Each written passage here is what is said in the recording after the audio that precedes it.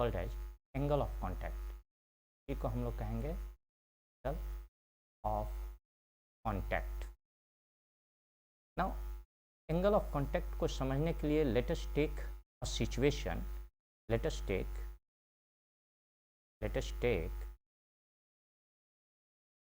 अ situation. एक situation लेते हैं। सिचुएशन में क्या है कि मान लिया कि ये हमारे पास एक हॉरिजॉन्टल सरफेस और इसके ऊपर हमने एक mkg ब्लॉक को रख दिया। ये हमारे पास रफ हॉरिजॉन्टल सरफेस है और इस रफ हॉरिजॉन्टल सरफेस के ऊपर हमने कोई एक्सटर्नल फोर्स F को अप्लाई किया। जैसे ही एक्सटर्नल फोर्स F को अप्लाई करेंगे, इस सरफेस रफ है, friction force will start acting in this direction. हमारा इस डायरेक्शन में एक फ्रिक्शन फोर्स लगना स्टार्ट हो गया और चूंकि ये सरफेस कांटेक्ट में है इसलिए एक नॉर्मल फोर्स हमारा ऊपर के डायरेक्शन में लगा।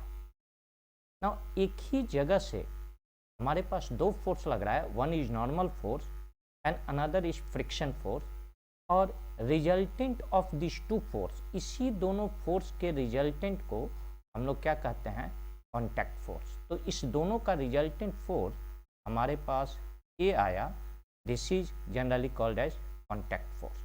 तो हमारे पास कांटेक्ट फोर्स क्या है, तो resultant of normal and friction force is generally called as contact force. तो कांटेक्ट फोर्स हमारे पास क्या हुआ, रिजल्टेंट ऑफ, सबसे पहले मैं टर्म ले रहा हूँ कांटेक्ट फोर्स। तो contact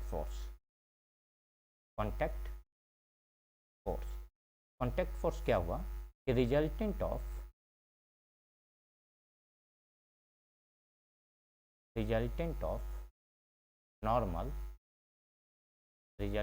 normal and friction force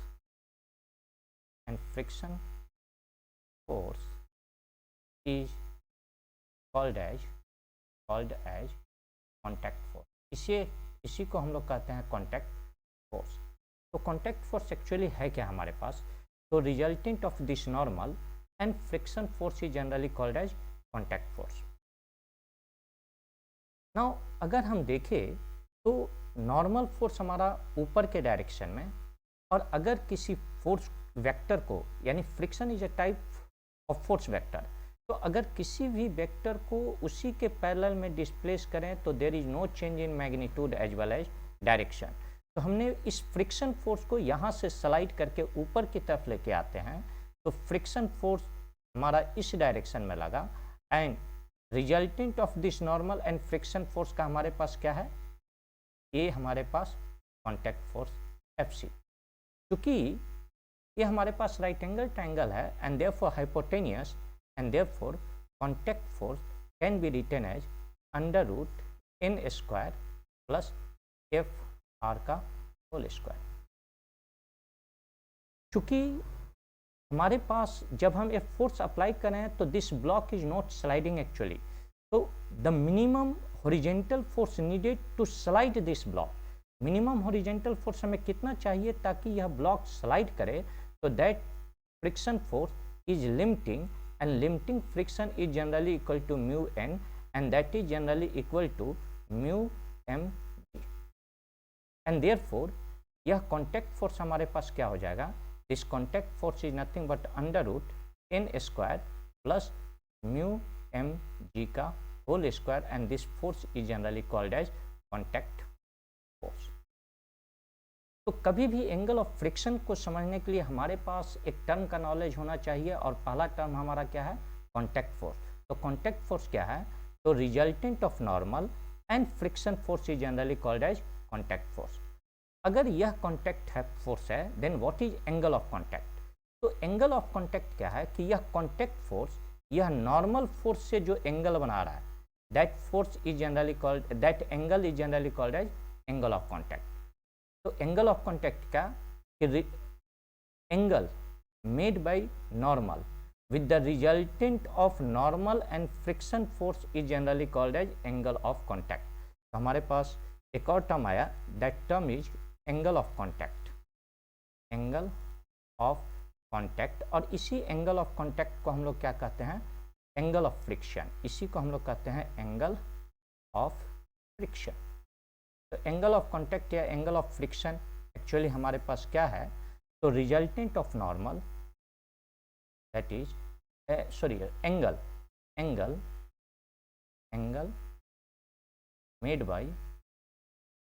made by normal with resultant of normal and friction force, with resultant of normal and friction force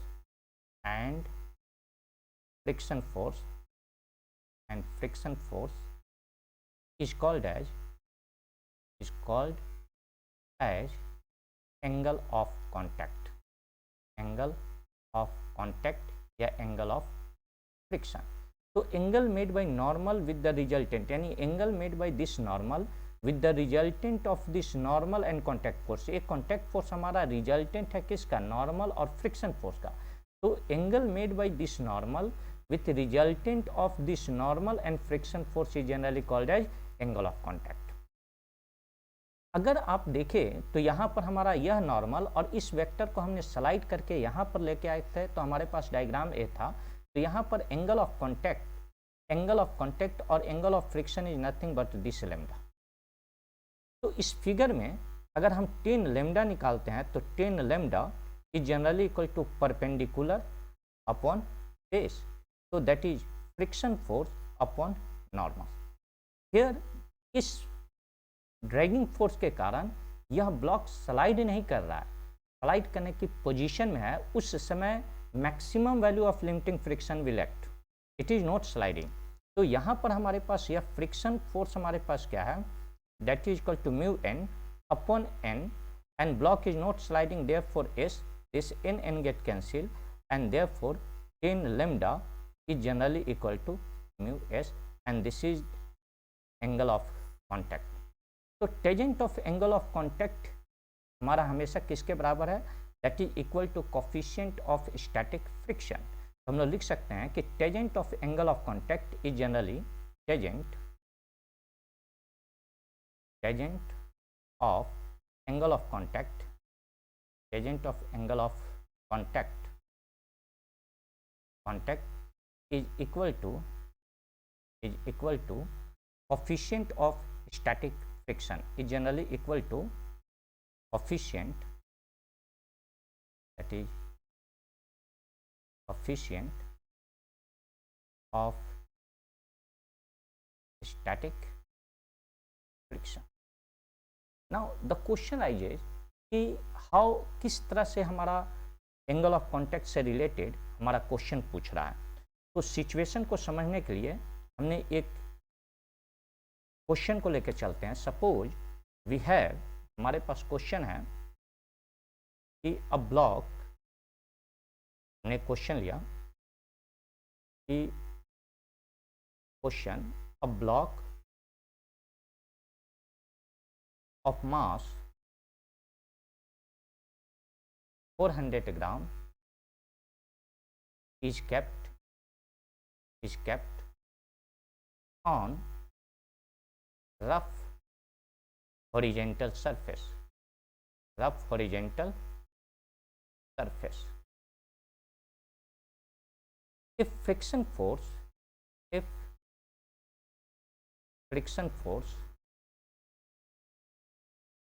between contact surface, friction force between block and the surface, friction force between block and surface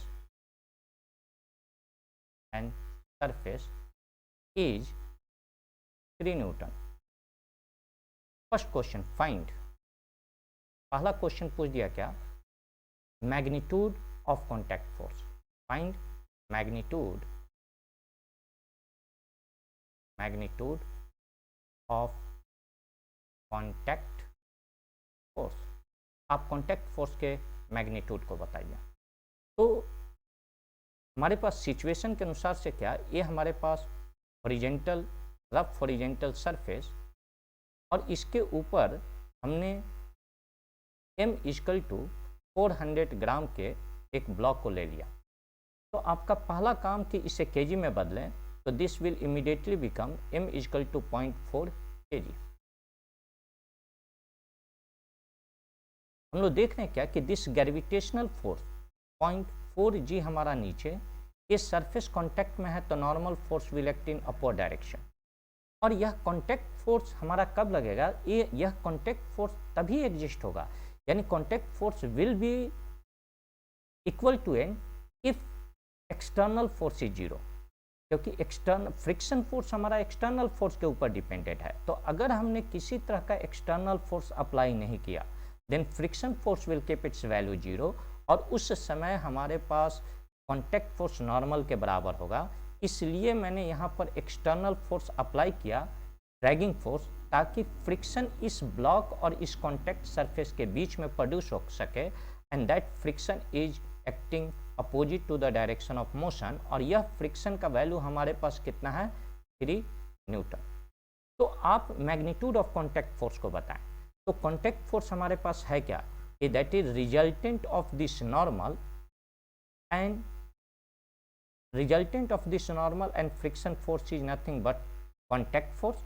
और यह contact force हमने अभी just calculate किए थे, contact force is nothing but n² √n² plus fr²। और इसीलिए यह contact force हमारे पास क्या हो जाएगा, this contact force is generally equal to √n² plus fr का होल स्क्वायर। यहाँ पर अगर हम देखें तो यह कांटेक्ट फोर्स नॉर्मल कितने के बराबर है, that is equal to 0.4 g का होल स्क्वायर, और फ्रिक्शन फोर्स हमारे पास गिवन है that is equal to 3 newton, तो that is equal to 3 square. तो ये कांटेक्ट फोर्स हमारे पास क्या आ गया, √4² plus 3² and that is equal to 5 newton. This is the contact force. फिर आपका नेक्स्ट क्वेश्चन पूछ रहा है कि also find out angle of friction या angle of contact. Find angle of friction, angle of friction और एंगल ऑफ कांटेक्ट, और angle of contact.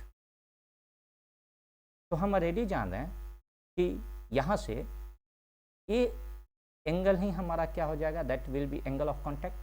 तो एंगल ऑफ कांटेक्ट निकालने के लिए that is lambda is generally 10 lambda is generally equal to friction force upon normal force, and friction force हमारे पास already दिया हुआ है 3, एंड दिस नॉर्मल फोर्स हमारे पास कितना के बराबर है, that is equal to 0.4 g, that is equal to 3/4। और आपको मैंने ट्रिक बताया था कि अगर हमारे पास यह एक राइट एंगल ट्रायंगल है, तो दिस इज 3, 4, 5, तो ये एंगल हमारे पास 37, एंड 1037 का वैल्यू हमारे पास क्या हो गया, 3/4। तो यहाँ 3/4 है, and therefore 10 lambda is generally equal to 10 lambda का वैल्यू हमारे पास कितना आ गया, 10 lambda is generally equal to 3/4, that is 1037 degree, and therefore lambda is equal to 37 degree. तो this is how we are going to calculate contact force as well as angle of contact. और ये हमने just definition को लिया। हमने definition में क्या लिया कि सबसे पहले कि एंगल ऑफ फ्रिक्शन या एंगल ऑफ कांटेक्ट है क्या एक्चुअली। तो हमने ये कहा कि मान लिया कि हमारे पास कोई एक रफ हॉरिजॉन्टल सरफेस है, और इस रफ हॉरिजॉन्टल सरफेस पे हमने external force minimum force F apply किया सो दैट यह ब्लॉक स्लाइड कर सके। तो इमीडिएटली फ्रिक्शन फोर्स हमारा पीछे लगा, normal force will act perpendicular to contact surface and upward. और देख रहे हैं क्या कि एक ही पॉइंट से हमारा 2 फोर्स लग रहा है, तो रिजल्टेंट फोर्स हम लोग डिटरमाइन करेंगे using parallelogram law of vector addition, and this resultant of normal and friction force is generally called as contact force. तो आखिर यह कॉन्टैक्ट फोर्स हम लोग कैलकुलेट कैसे करेंगे, तो contact force can be calculated as shown in figure. तो angle of contact क्या है, तो angle made by this normal and resultant of normal and friction force is generally called as angle of contact. और ये हमने angle of contact को calculate किया, और अभी हम लोग जस्ट रिलेट कर रहे थे। नाउ इससे कॉम्प्लिकेटेड हमारा कैसा क्वेश्चन पूछता है, तो क्वेश्चन मैंने लिया क्या कि इन given situation, force on body by rough horizontal surface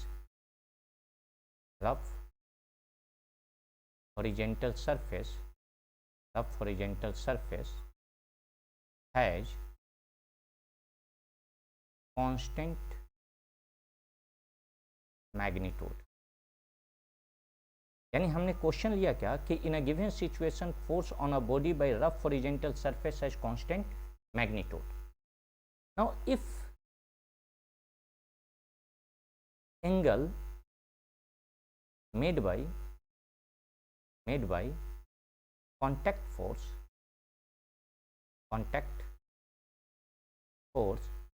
decreases, what can you say about friction force? What can you say about friction force? इस केस में आप फ्रिक्शन फोर्स के बारे में क्या कहिएगा? What can you say about friction force? First option friction force increases, second friction force decreases, third में remain same,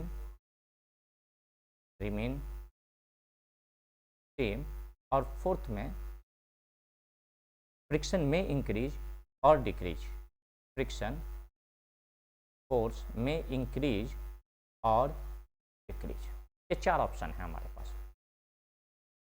now जब हम लोग कह रहे क्या कि in a given situation force on a body that is contact force on a body by rough horizontal surface has constant magnitude, तो ये हमारे पास horizontal surface, rough horizontal surface, और ये हमारे पास अ बॉडी ऑफ मास है। तो normal force will act perpendicular to contact surface and upward. अगर हमने इसके ऊपर हॉरिजॉन्टल फोर्स F लगाया तो contact force will immediately act opposite to the direction of motion, और friction force will act opposite to the direction of motion. और contact force हमारे पास क्या है कि resultant of this normal force and this friction force हमारे पास contact force है, तो इमीडिएटली ये हमारे पास contact force. Now magnitude of this contact force is given by length. ये लेंथ जो है इस कॉन्टैक्ट फोर्स के मैग्नीट्यूड को दिया, लेकिन यह क्वेश्चन के अनुसार से यह कांस्टेंट इन मैग्नीट्यूड, यानी यह कॉन्टैक्ट फोर्स मैग्नीट्यूड में कांस्टेंट है, लेकिन angle made by this contact force with normal क्या हो रहा है हमारा, डिक्रीज कर रहा है। This lambda is variable decreasing. तो आप ये बताइए कि फ्रिक्शन फोर्स को क्या होगा। तो प्रॉब्लम को सॉल्व करने के लिए हम लोग क्या देख रहे हैं कि आखिर यह कॉन्टैक्ट फोर्स है क्या एक्चुअली। तो this contact force is nothing but component, यानी this friction force is nothing but component of contact force. तो जैसे ही इस कॉन्टैक्ट फोर्स को हम लोग दो कंपोनेंट में तोड़ रहे हैं, तो एफ सी साइन लैम्डा ये हमारे पास फ्रिक्शन फोर्स के बराबर आ रहा है, और एफ सी कॉस लैम्डा ये हमारे पास नॉर्मल फोर्स के बराबर आ रहा है। तो क्वेश्चन के अनुसार से कि अगर हमने यहाँ पर क्या देखना है कि क्वेश्चन के अनुसार से here friction force is generally equal to F C sine lambda, और यह एफ सी हमारे पास क्या है क्वेश्चन के अनुसार से कांस्टेंट इन मैग्नीट्यूड, ये कांस्टेंट मैग्नीट्यूड का है। एंड देयरफॉर यह फ्रिक्शन फोर्स हमारा डायरेक्टली प्रोपोर्शनल है किसके, साइन लैम्डा के। This friction force is directly proportional to sine lambda. अगर क्वेश्चन के अनुसार से अगर हमने इस लैम्डा के वैल्यू को डिक्रीज किया तो साइन लैम्डा का वैल्यू हमारा क्या हो जाएगा, ये भी डिक्रीज हो जाएगा। यानी जैसे ही हम लोग लैम्डा को डिक्रीज करेंगे साइन लैम्डा का वैल्यू डिक्रीज करेगा, और जिसके कारण this friction force will also decrease, and therefore correct option is second. लेकिन अगर सेम क्वेश्चन में हमारा फ्रिक्शन के जगह पर कहता क्या कि what can you say about normal force, तो नॉर्मल फोर्स से रिलेटेड हमारे पास कौन सा इक्वेशन है, तो ये, तो यहाँ पर normal force is generally equal to F C cos lambda. जैसे ही हम लोग लैम्डा को डिक्रीज करेंगे, जैसे ही लैम्डा को डिक्रीज करेंगे, कॉस लैम्डा का वैल्यू इंक्रीज करना स्टार्ट कर देगा। क्योंकि कॉन्टैक्ट फोर्स तो हमारा कांस्टेंट है, and therefore normal force will increase. तो दिया हुआ है सिचुएशन में अगर हम लोग क्या देख रहे हैं कि in a given situation if the contact force which is exerted by the surface on body has constant magnitude, और अगर हमने एंगल को बढ़ाया या घटाया तो friction force as well as normal force दोनों में ही चेंजेज होगा, क्योंकि फ्रिक्शन फोर्स कुछ भी नहीं है, वह एक कंपोनेंट है कॉन्टैक्ट फोर्स का, एंड वह component F C sine lambda के बराबर, नॉर्मल फोर्स कुछ भी नहीं है लेकिन कंपोनेंट है किसका, एक कॉन्टैक्ट फोर्स का है।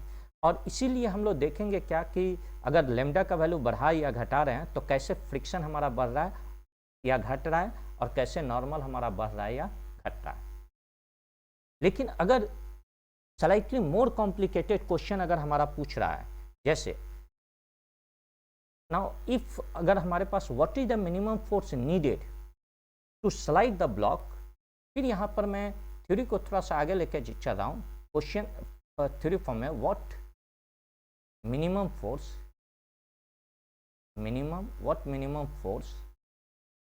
needed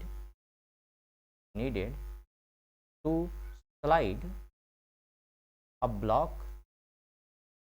on horizontal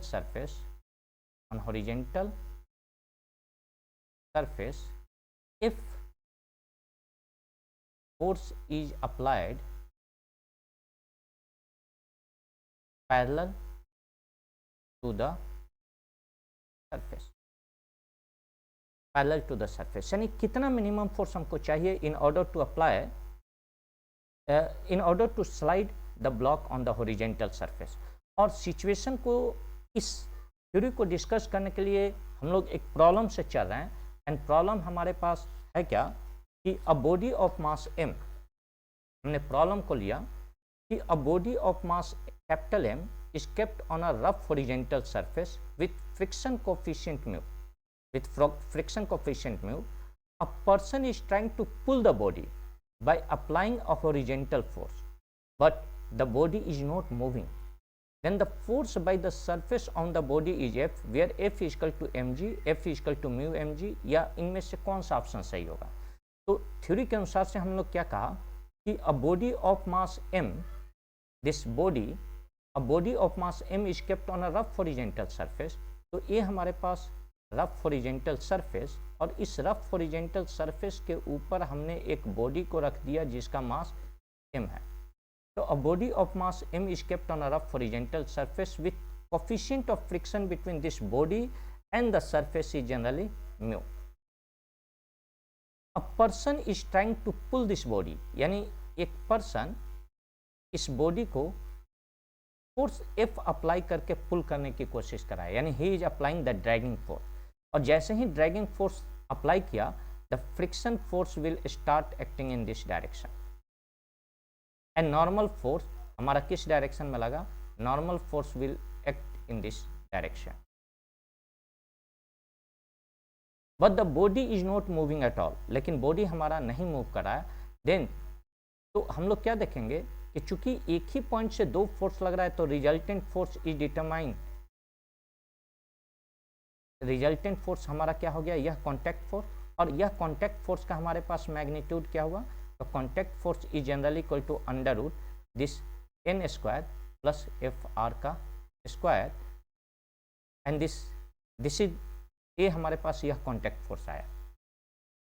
अब इफ यह ड्रैगिंग फोर्स एक्सटर्नल फोर्स अगर हमारा जीरो है, उस केस में यह फ्रिक्शन फोर्स भी हमारा जीरो होगा, एंड यहाँ पर contact force is generally equal to normal, and that is equal to mg, and this contact force is nothing but minimum, यानी ये मिनिमम फोर्स हमें इसको स्लाइड करने के लिए कितना, तो ये हमने कम से कम मिनिमम फोर्स अप्लाई किया इन ऑर्डर टू स्लाइड, यानी यहाँ से अगर ये 10 न्यूटन है तो अब 10 न्यूटन कम से कम हमको फोर्स चाहिए इस ब्लॉक को मूव करने के लिए। लेकिन when this force is increased, friction force will work between this block as well as surface. So when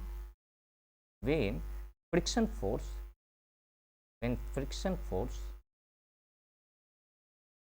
work between block and surface।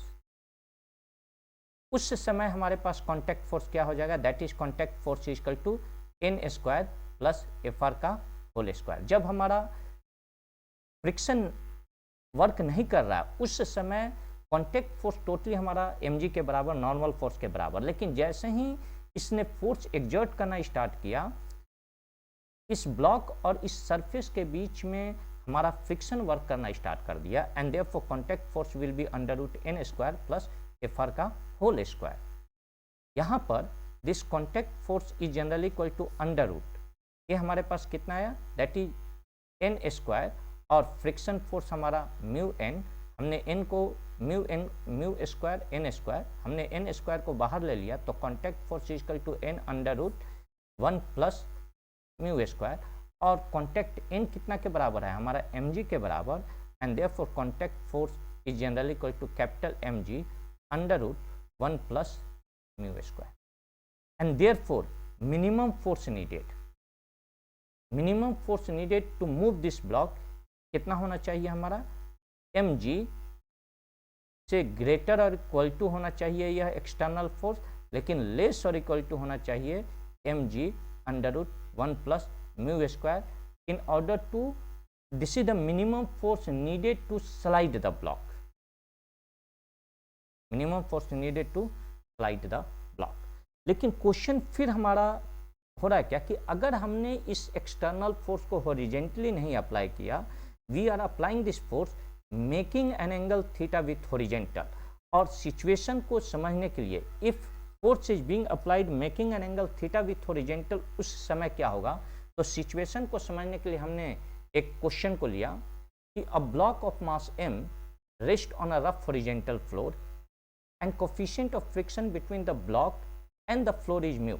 यानी अगर हमने हॉरिजेंटल में फोर्स नहीं अप्लाई किया, लेकिन सेम ब्लॉक पे मैं फोर्स अप्लाई कर रहा हूं making an angle theta with horizontal, either it may be push force और either it may be pull force.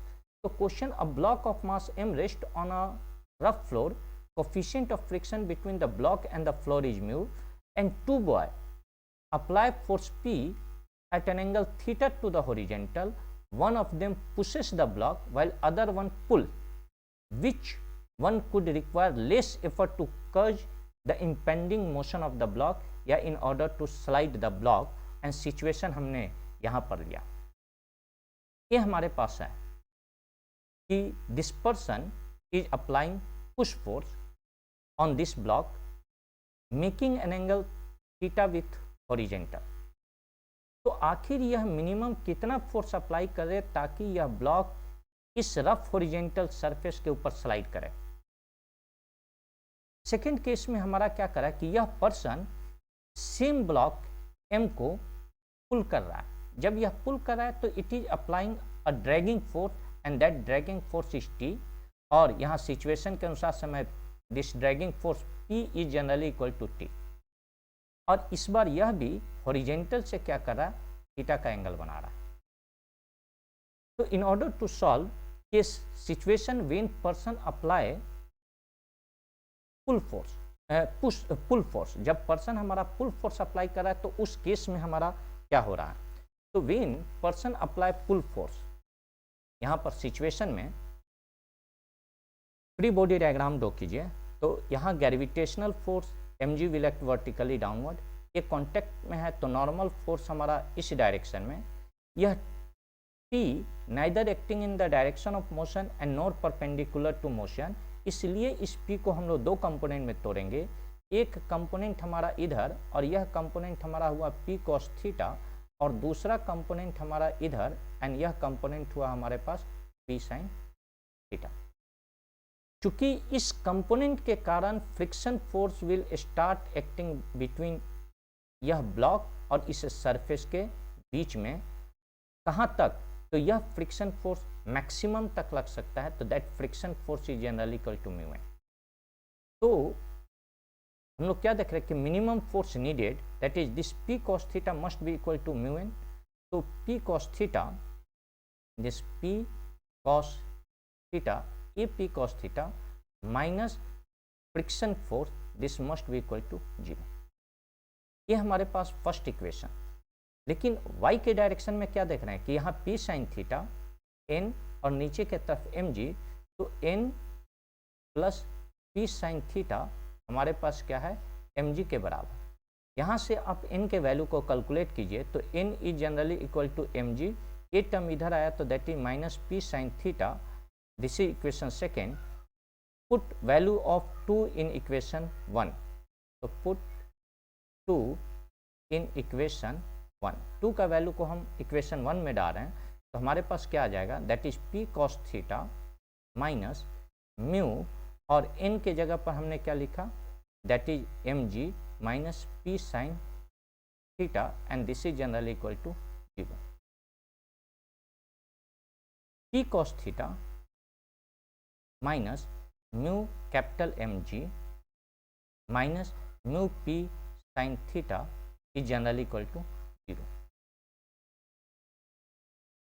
आप म्यू mg को एक तरफ लेके आइए, p को दूसरे तरफ, तो that is p equal to cos theta minus mu sine theta is generally equal to mu mg हमने एक तरफ लेके आ गया, this is mu mg। Now यहाँ से ये हमारे पास म्यू mg लग रहा है, that is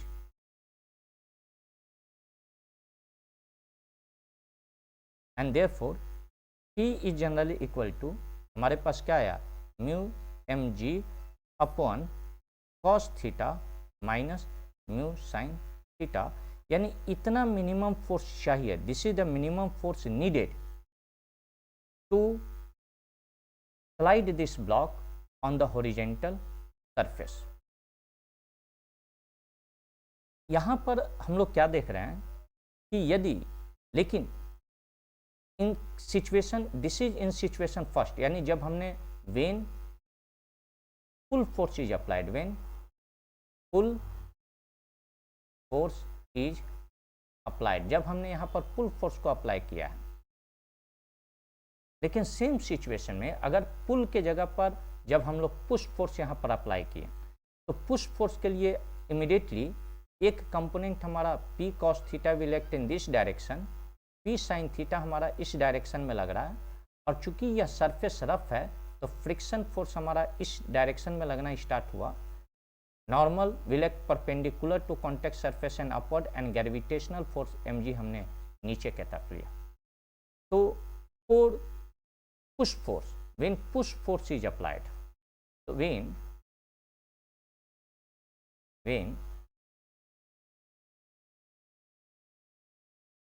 push force is applied, जब हमने पुश फोर्स को अप्लाई किया, तो इस केस में हम लोग क्या देख रहे हैं कि this p cos theta minus friction, this must be equal to 0, और हम लोग दूसरा टर्म क्या देख रहे हैं कि n is generally equal to mg plus mg नीचे लग रहा है, और p साइन थीटा भी हमारा नीचे की तरफ लग रहा है, तो p साइन थीटा ये हमारे पास क्या आ गया, दैट इज नॉर्मल। इस n का वैल्यू हम यहाँ डाल रहे हैं, तो that is p cos theta minus mu, और n म्यू n, और फ्रिक्शन के जगह पर n के जगह पर हमने क्या लिखा है, mg plus p sine theta, this must be equal to 0। तो p को कॉमन लिया, cos theta minus mu sine theta, mu sine theta is generally equal to, and this is minus mu mg, this must be equal to 0। लोग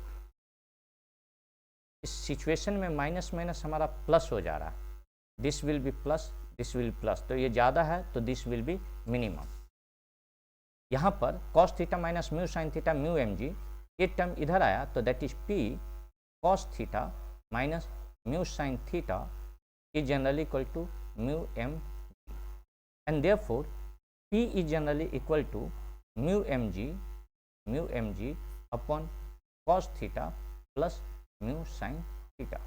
तो यहाँ पर हमारे पास denominator में क्या देख रहे हैं, प्लस साइन, यानी ये ज़्यादा तो p विल बी, ये ज़्यादा तो p विल बी कम। तो ये पुश में हम लोग क्या देख रहे हैं कि पुश फोर्स में more effort is applied in order to slide the block, जबकि पुल फोर्स में we have to apply less effort as compare to push.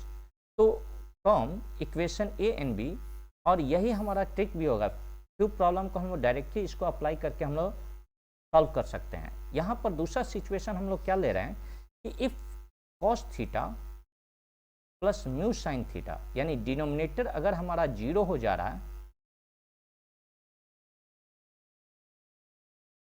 यानी डिनोमिनेटर इफ दिस बिकम 0, यानी cos theta plus mu sine theta, अगर ये हमारे पास 0 नहीं sorry यहाँ पर हमारे पास माइनस साइन है, माइनस, तो दिस टर्म जनरली बिकम 0, ये हमारा मिनिमम, तो ये हमारे पास क्या होगा, this is the max force needed. तो cos theta minus mu sine theta is generally become 0, तो यहाँ से हमारा क्या देख रहे हैं कि cos theta is generally equal to mu sine theta and that is equal to cot theta is generally equal to mu. अगर हमारा यह cos theta minus mu sine theta 0 हो रहा है, in this case push force will become infinite, और यह infinite value हमारा positive होना चाहिए, ताकि अगर पॉजिटिव लगेगा तो in this case how hard the external agent apply the force, this block is not going to move provided this cot theta should be greater और इक्वल टू 0। तो in this case कितना भी हम hard force को apply करेंगे, the block is not going to slide.